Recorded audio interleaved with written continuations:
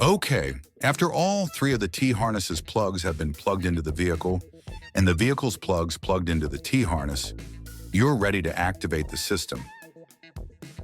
First, push and hold in the small black push button on the fortin module.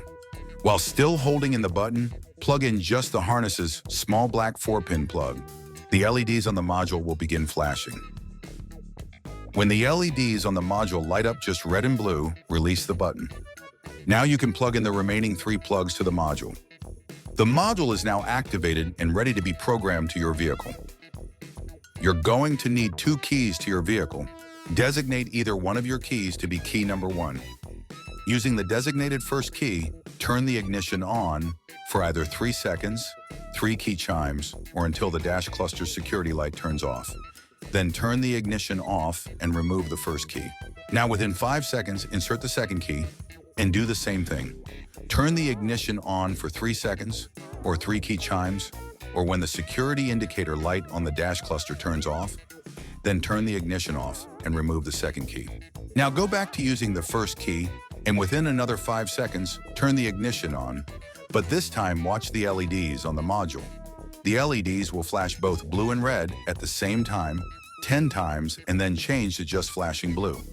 When you see the LED flashing just blue, turn the ignition off, and the blue LED will turn off, and the yellow LED will turn on solid.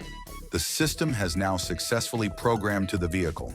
Remove the key, and you're now ready to test remote start activation. Testing remote start activation.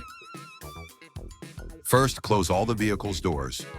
Depending on how you pre-ordered the system from us, your remote starter can be activated only one of 2 ways, either by slowly pressing the lock button on your factory remote 3 times, or by pressing the lock, unlock, lock sequence.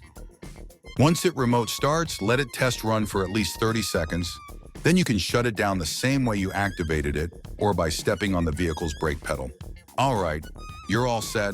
Button it up, stay warm or cool down, and enjoy the luxuries of having a remote starter installed on your vehicle that you did yourself.